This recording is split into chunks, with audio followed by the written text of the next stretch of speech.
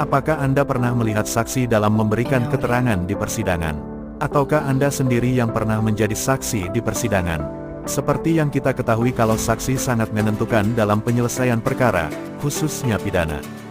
Dalam KUHP ada ketentuan bahwa siapapun yang melihat, mendengar, mengalami sendiri, atau memiliki pengetahuan yang terkait langsung atas terjadinya suatu tindak pidana dapat dijadikan saksi dalam suatu perkara pidana. Apabila telah dipanggil menjadi saksi, menjadi sebuah kewajiban hukum bagi setiap warga negara untuk memenuhinya. Walaupun merupakan kewajiban, tidak semua saksi memiliki kesiapan fisik dan mental yang sama ketika harus hadir ke ruang sidang.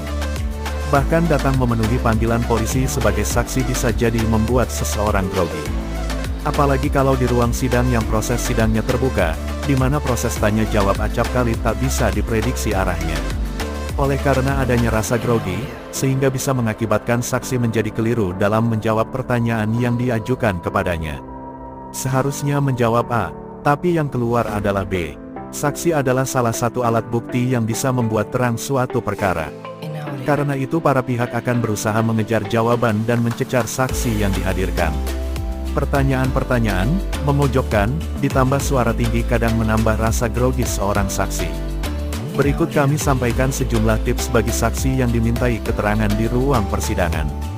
Pertama, luruskan iktikat bahwa kehadiran Anda sebagai saksi adalah untuk menjelaskan kebenaran yang Anda ketahui, bukan untuk menjatuhkan siapapun atau dalam rangka membela seseorang.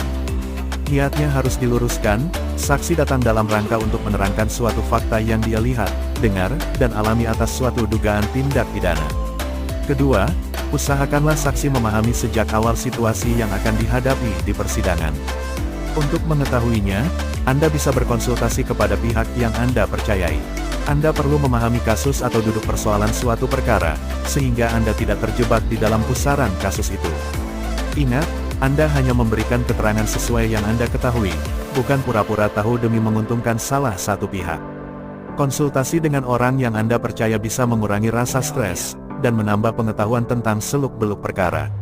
Saksi bisa konsultasi ke jaksa atau ke penasehat hukum mengenai apa yang akan ditanyakan dan menanyakan apa saja haknya dan segala sesuatu yang kemungkinan terjadi di persidangan.